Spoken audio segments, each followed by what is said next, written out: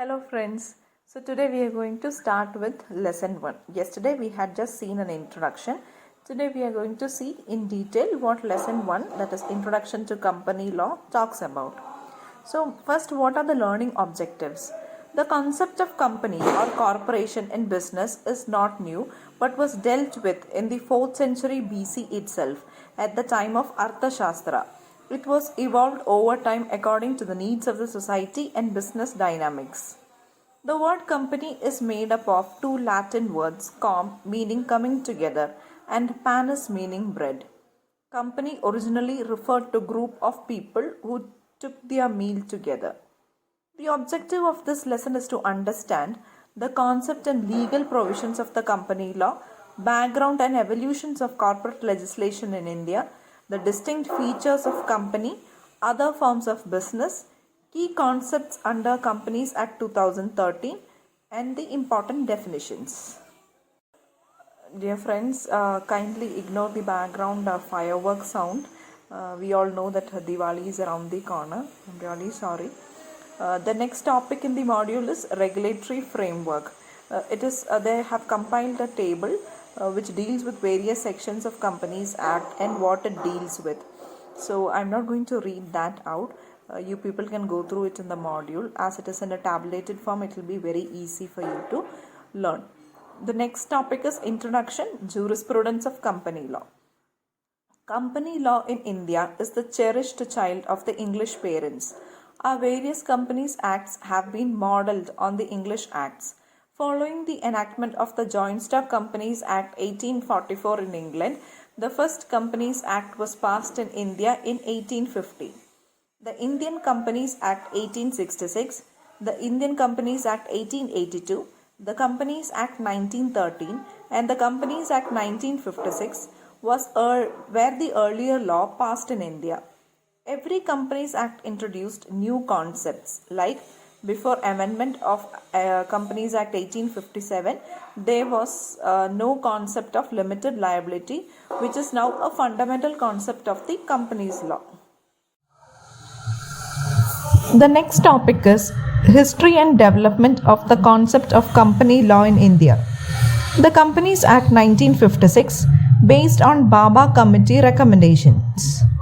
At the end of 1950, the Government of Independent India appointed a committee under the chairmanship of H.C. Bhabha to go into the entire question of the revision of the Indian Companies Act 1913. Based largely on the recommendations of the Company Law Committee, a bill to enact the present legislation, namely the Companies Act 1956, was introduced in Parliament. The Companies Act 1956 had undergone changes by amendments in 1960, 1962, 1963, 1964, 1965, 1966, 1967, 1969, 1971, 1977, 1985, 1988, 1996, 1999, 2000, 2002 and 2006. The next is a tabulated form where they have given major developments in the company law in India. First they have given the amendment and then the particulars. So I'll be reading in the same order. First is the East India Companies. Introduction of the company concept in India indirectly. All East India Companies was Royal Charter Companies. Major outsourcing of sovereign function was done in Europe and India during army administration and government tax collection rights by Mughal Empire after Buxar defeat. The Companies Act in 1850.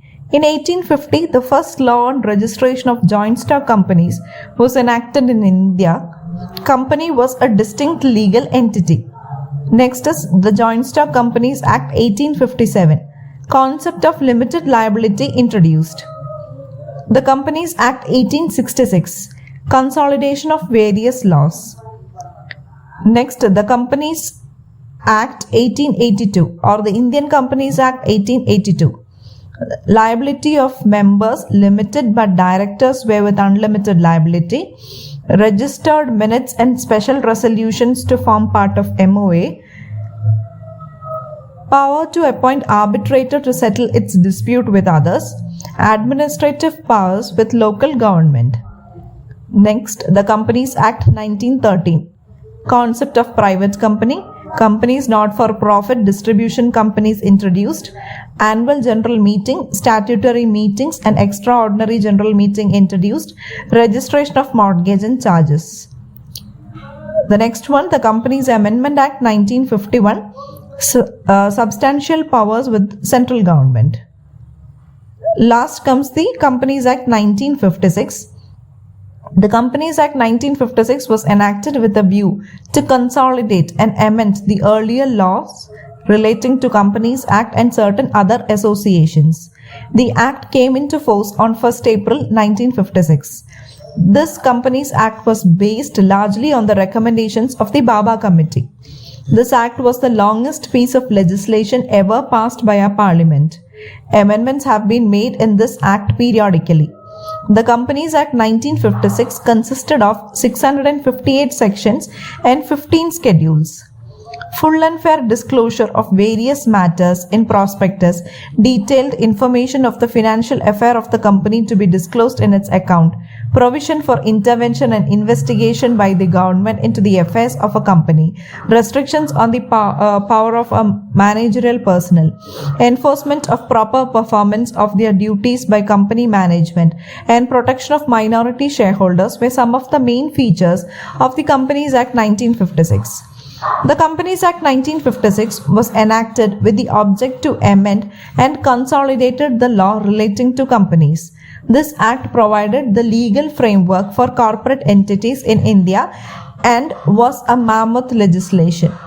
As the corporate sector grew in numbers and size of operations, the need for streamlining this Act was felt, and as many as 24 amendments had taken place since then. After that comes the Companies Amendment Act 1960. Based on the recommendations of Shastri Committee, this introduced several new provisions relating to various aspects of company management which were overlooked in the 1956 Act. Then the Companies Amendment Act 1963. This provided for the appointment of a company's tribunal and constitution of the Board of Company Law Administration. It also empowered the central government to remove managerial person involved in cases of fraud, etc. The next is the Companies Amendment Act 1965. Based on the recommendations of the Vivian Bose Commission, this introduced some major changes such as clear definition of the main and subsidiary objects of a company in its Memorandum of Association, strengthening the provisions relating to investigation into the affairs of the company, etc. The Companies Act was further amended twice in 1966. Then the Companies Amendment Act 1969. Two important changes were introduced through this. The institution of managing agents and secretaries and treasurers were abolished with effect from April 3, 1970. Secondly, contributions by companies to any political party or for any political purpose were prohibited.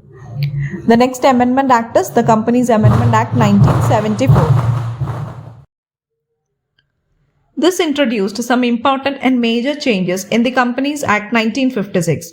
The object of the Amendment Act was to inject an element of public interest in the working of the corporate sector. The Companies Amendment Act 1977. This brought about certain changes in sections 58A, 220, 293, 620 and 634 of 1956 Act. The next is the Companies Amendment Act 1985. The amending act substituted section 293A of the Companies Act 1956 with a new section permitting non-government companies to make political contributions directly or indirectly, with a view that legitimate dues of workers rank pari passu with secured creditors in the event of closure of the company and rank above even the dues of government. Sections 529 and 530 of the Companies Act 1956 were amended and a new section 529A was introduced. The next amendment act is the Companies Amendment Act 1988.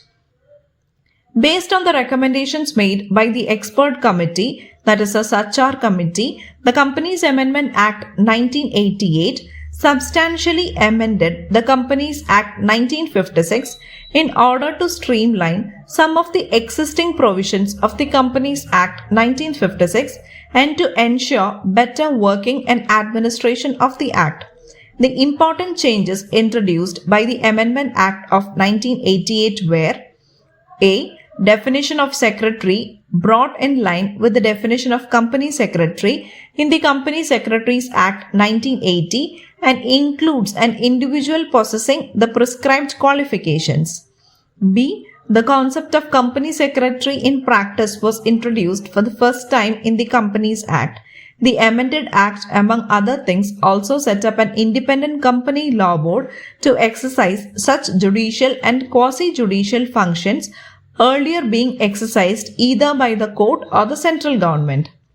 The Depositories Act 1996. Dematerialization of securities was introduced by the Depositories Act 1996 and accordingly amendments were made to register of members and several other consequential things were incorporated. The Companies Amendment Act 1999. The following changes were made to the Companies Act 1956. A. Companies allowed to issue sweat equity shares and to buy back their own securities. B. Facility for nomination provided for the benefit of share or debenture or deposit holders. C. An investor education and protection fund to be established. D. National Advisory Committee on Accounting Standards for Companies to be established. E. Prior approval of central government not required for intercorporate investment or lending proposals subject to certain conditions. The next, the Companies Amendment Act 2000. The following major amendments were introduced. Private companies and public companies to have a minimum paid-up share capital of Rs 1 lakh and 5 lakh respectively. Provisions relating to deemed public companies became inoperative and the new provisions relating to conversion of a public company to a private company inserted in the Companies Act 1956. SEBI given powers regarding issue and transfer of securities and non-payment of dividend by listed companies. D. Every listed company making initial public offer of any security for a sum of Rs 10 crores or more will have to issue the name only in dematerialized form. Will issue the same only in dematerialized form. Next is the Companies Amendment Act 2002 and Companies Second Amendment Act 2002 that was not enforced. The following changes to the Companies Act 1956 were made. New Part 9A consisting of Section 581A to 581ZT relating to producer companies were inserted. The existing company law board was proposed to be dissolved and in its place a national company law tribunal was to be constituted. And C. The board for industrial and finance reconstruction was to be abolished and SICA was proposed to be replaced. Then the Companies Amendment Act 2006, the last one in the table. This inserted new sections 610B, 610C, 610D and 610E and also certain sections pertaining to director identification number. With the advent of new technologies, this amendment introduced electronic filing, DIN, maintenance of electronic records in consistency with the Information Technology Act 2000. Concept paper on Company Law 2004 and J.J. Irani report. To frame a law that enables companies to achieve global competitiveness in a fast-changing economy, the government had taken up a fresh exercise for a comprehensive revision of the Companies Act 1956 through a consultative process. As the first step in this direction, a concept paper on company law drawn up in the legislative format was exposed for public viewing on the electronic media so that all interested parties may not only express their opinion on the concepts involved but also may suggest formulation on various aspects of company law. The response to the concept paper on company law was tremendous. The government thereafter felt it appropriate that the proposal contained in the concept paper and suggestions received thereon be put to merited evaluation by an independent expert committee.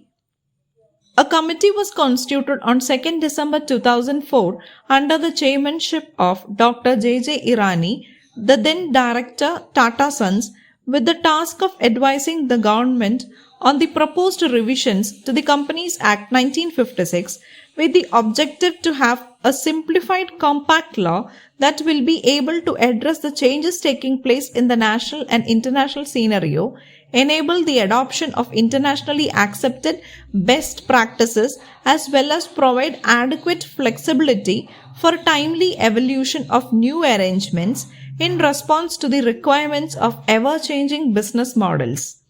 The committee submitted its report to the government on 31st May 2005.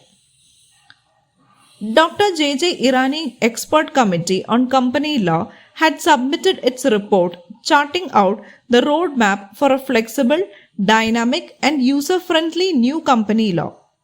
The committee had taken a pragmatic approach, keeping in view the ground realities, and had sought to address the concerns of all the stakeholders to enable adoption of internationally accepted best practices. As one wades through the report, one finds an ardent zeal to ensure that flexibility is coupled with accountability and transparency. Be it the role of directors in the management of the company, or the role of promoters at the time of incorporation, or the role of professionals in ensuring better governance, the report had made very dynamic and balanced recommendations. The report of the committee had also sought to bring in multifarious, progressive and visionary concepts and endeavored to recommend a significant shift from the government approval regime to a shareholder approval and disclosure regime. The expert committee had recommended that private and small companies need to be given flexibilities and freedom of operation and compliance at a low cost. Companies with higher public interest should be subject to a stricter regime of corporate governance. Further, government companies and public financial institutions should be subject to similar parameters with respect to disclosures and corporate governance as other companies are subjected to. To attune the Indian company law with the global reforms taking place in the arena, the report of the committee had sought to bring in multifarious visionary concepts, which, if accepted and acted upon, would really simplify the voluminous and cumbersome Companies Act in the country. Companies Act 2013. The Companies Act 2013 received the assent of the President on August 29, 2013 and was notified in the Gazette of India on 30th August 2013.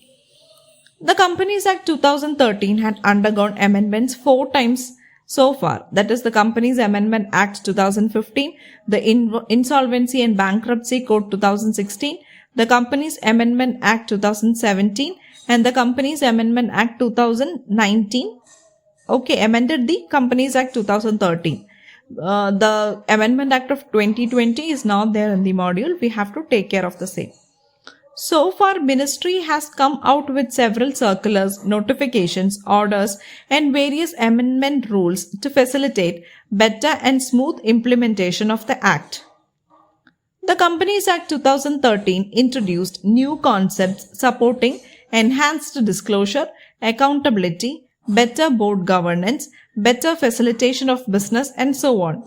It includes associate company, one-person company, small company, dormant company, independent director, women director, resident director, special court, secretarial standards, secretarial audit, class action, registered valuers, rotation of auditors, vigil mechanism, corporate social responsibility, e-voting, etc.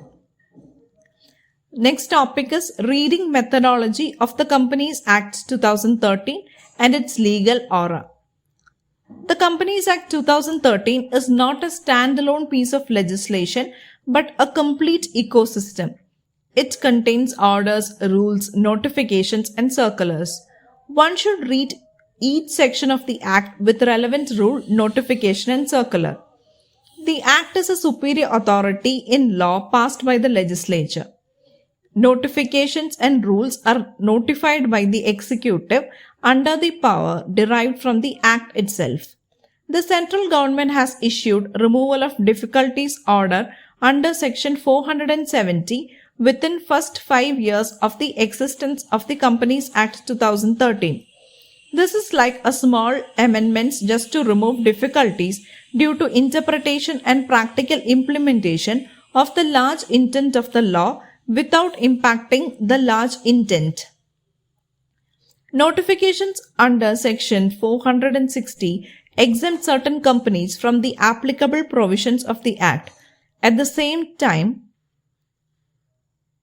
of reading a section mentioned under an exemption notification dealing with a certain class of companies, one must read the section in respect of that class of companies as amended by the exemption notification for that class.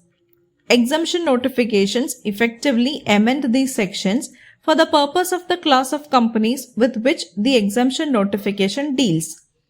The central government may amend schedules of the Act using power given under section 467.